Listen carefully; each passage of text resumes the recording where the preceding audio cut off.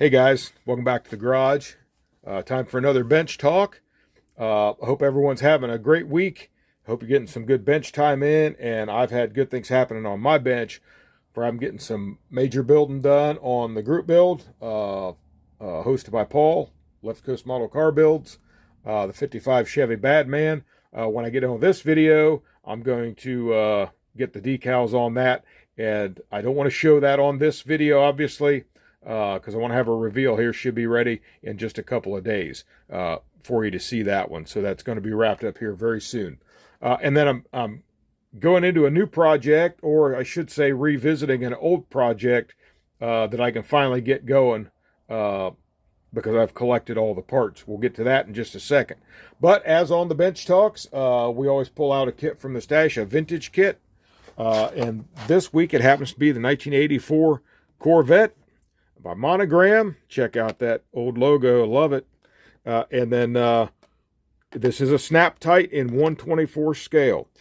So it was kind of nice back in the day to have these snap tites, because there was at a time when I wasn't able to build the glue kits.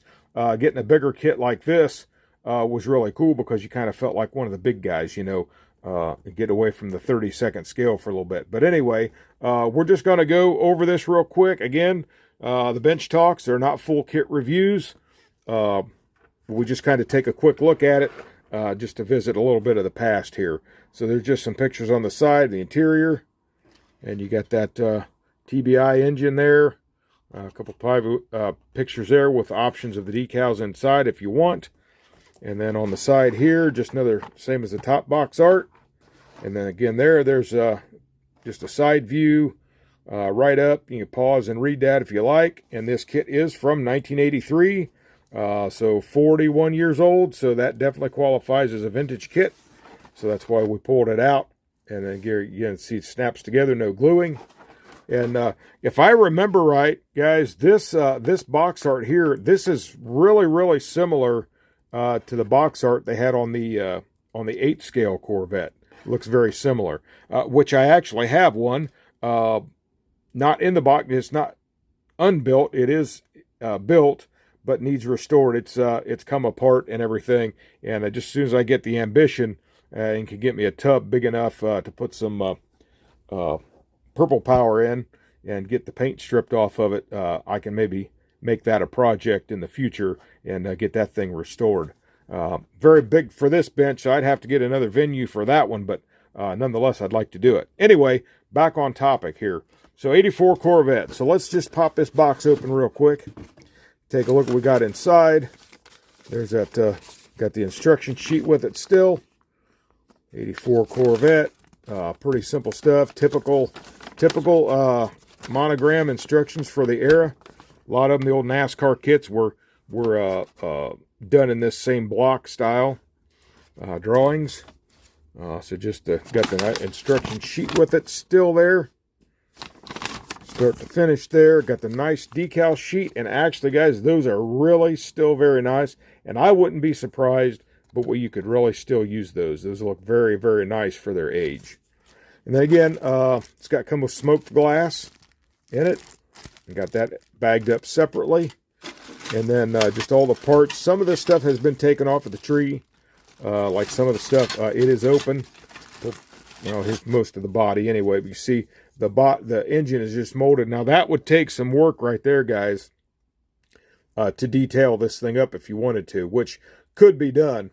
Take your time and get the right size brush. You could get that done and look fairly nice. Now, guys, these ones they're doing like this now, these old snap tite kits, they don't call them snap tite anymore, but they are the old snap tite kits, 36, 40 pieces, and they're labeling them as a skill level 4. And I tell you what, in a sense, that would make sense, because if you got to get in here and detail all this up, that does take some skill for that fine detail. But anyhow, now this had some extra wheels in it, and I don't know what they're from. They almost look like one of them old MPC NASCAR kits. I don't know, they were just laying in the box. But here's the, it's got all the wheels. There's the Corvette wheel. Set that down back here real quick. But there's the Corvette wheel. It's got all the tires. The Goodyear GT, I think GT radials there. So, and then just your radiator and such. So just a really cool old kit, guys. One of these days, I don't know, I may tackle it. I don't know. I may just keep it for the nostalgia's sake, but it is in the stash in case I want to dive into this one. But that's pretty much all I got on that kit, guys. Like I said, not a full review, just something cool to share with you. So there it is, monogram snap tite 84 Corvette. All right, moving on. Now I wanted to cover one thing real fast before we get into this little beauty. I've had a couple questions from some folks that watch my videos, and it's this is a one part of a Q&A, so I'm gonna answer one question. In the background, it's never a focal point of the video, but in the background, you can see this container back here. It says Nesquik on it. I've had people ask me, now you don't really have Nesquik in that, do you? Well, the answer is, of course. No, I don't really, guys. What this is, I just needed a container one time for some screws. So what it's got in here, it's got a old choke pull-off for my 72 C10 pickup that I just eliminated that. I went to a hand choke, and then it's got some screws in there. That's all. That's all it is, little container. Just never bothered to put it into anything else. So that is the mystery of the Nesquik container on the bench. It is just a odds and ends holder. So that's the answer to that. All right, guys, moving on. Next project on the bench. It's nice to be able to get something new on here for you guys to pass along. Yeah, and a classic too. 64 JoHan Cadillac. I've had this on the channel before, but I've been making some progress on it. And I thought, guys, by this update that I was going to have paint on this. I got the body all sanded down, smoothed out. I went up through all the grits. Actually 600 to 1,000, 2,000, 4,000, 6,000, and 12,000. Had her all smoothed out, thought it was ready to go. And then I happened to look here, my pointer back over here where it belongs. I happened to look up here, and from years ago, when whoever built this before put the interior in, actually had melted the plastic here. And as I got that and got to working this over, I happened to look at it, kind of hold it down, and it was still quite ripply right there. So I'm like, no, I can't go with that. I got to fix it. So smooth that out. I gotta smooth it out a little more. Throw some more primer on it, see what it looks like. Once I get that all smoothed out, I'll get everything all wet sanded down. So I figured while I was doing that, I went ahead and deepened the door lines a little bit. And on these cars, there was no fender line right here. And there actually should be. I did look at some pictures of some one-to-one cars. There actually should be a fender line there. So I just scribed one in both sides to add a little bit more realism to it. Wouldn't have had to, but I wanted to.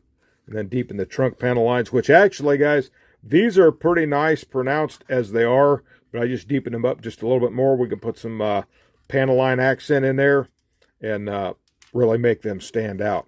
And again, the color on this is going to be the same that I had on my 56 Ford. It's that Seacrest green metallic. It is a 1964 Cadillac color. So we're going to go with a factory color on it. Actual automotive paint, which is what I really like using. And we'll see what we can come up with on this. And something else that I had going on this one. Pull this off here real quick. This one here, I had the spindles had broke on it. Get up where you can see it. The spindles had broke. Now I gotta reattach this wheel and everything. And this one probably monkey with me. But anyway, I had taken some pins the other night and I put new pins in here. And I got to find a way of holding that in without gluing it, obviously, because I still want these to turn. And I don't have the tie rod for it anymore. I believe this was from the customizing kit. I think most of the standard kits just had static wheels, which would have had, like these do on the back, these inserts with the different positions on them. I think it had them on the front. But I need a tie rod. I got a friend of mine checking on one for me, so I may have that problem fixed. That way when we pose these wheels, they'll turn together. So I just did, but I put new spindle pins in there, so I got those to where they'll stay by themselves. I am going to go, I think, unless I can come across between now and then some factory style wheels, I will go with these wire wheels. And I think I got an extra set of spinners, so I'll have a full set because they're all off of there now. But anyway, that's kind of where I want to go with that. I took the engine here, I had thread on there for wires. I'm going to take the carburetor off. I am going to repaint this, I think. Try to get me an aftermarket distributor for on there. Get this thing wired up and just try to make her look good once again. And I've acquired all the parts. I won't bother digging all these out. I think I showed you this at one time before, but I've got a couple different dashes in there. I got 2 sets of seats, a couple extra steering wheels. I got the console, which was a very, very hard part to find, but I've got that. I think I said one time before I was at Resolve, I was going to use this one out of the 62 Impala. It's a lot smaller, but it would have worked. But now that I have acquired this one, we'll have it just like it's supposed to be. So that's it on that, guys. I got 2 different grills and bumpers. One of them's got the corner broke off here. This one up here is complete, so I have a good complete front bumper and grill assembly for that. I've got the rear bumper here. The chrome is still really nice on this, so I don't think I'm going to have to do anything with it. There's the date right there, 1964. And then I got the firewall here. Actually would be like that. We can detail that up a little bit. But I'm really excited, guys, about getting this one, and especially since this is so close to being ready to go. I got the interior. The interior's primered. And I think I'm going to go like maybe with a green and white interior. I haven't fully decided yet. I'm going to look at some more pictures, see kind of what I like, or maybe just come up with something right out of the top of my head and go from there. So that's that. Next project up, guys. Love them or hate them, JoHan was something special, I think. I think there's some awesome kits. Quite durable. I think they got some nice thick plastic. And just really neat because they made kits that some of the other manufacturers did not make. I think it was really cool. Now, I do have a hole here for the mirror, and I'm actually going to use a sport mirror from the 64 Impala. So we're keeping it all GM if we can. So that's that, guys. And one more thing to share with you. I put them right here. I did pick me up some more stickers. We may load up the cutting mat here just a little bit more with some, but just real fast, we'll throw these at you, and then we're going to get out of here. There's a grub fetcher.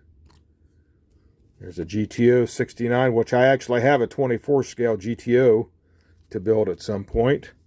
And there's another GTO there. And then a Roadsters. And then there's another Judge. Just some cool stuff to have out, and that's just kind of a nice one for the shop here. A little hippie bus there. You Volkswagen fans. And then there's secondaries wide open. And I got this because it basically represents my old pickup truck. So I like those 67 to 72 C10s. Awesome trucks. And there's a demonized little Dodge Demon. And then West Coast street rods. And then there's just a hot rod, some checkered flags, and Electrion motor oil. So just some cool automotive related stuff for the bench, guys. I probably won't put them all out, but they're neat to have around anyhow. So, well, guys, I think that's all I'm going to take time for today. Like I said, the next time I see you, I think I'm going to try to have the Bad Man done, and we'll do a final reveal video on that for you, and then we'll go from there. So, guys, that's it for tonight. You want a shop card? I got my information, contact information is in my description of my videos and the channel description. If you want a shop card, let me know. Get one right out to you. You want to swap, let's do that. So, all right, guys, without any more saying from me, I'm going to say one more thing. You guys have a great day. God bless you, and happy modeling.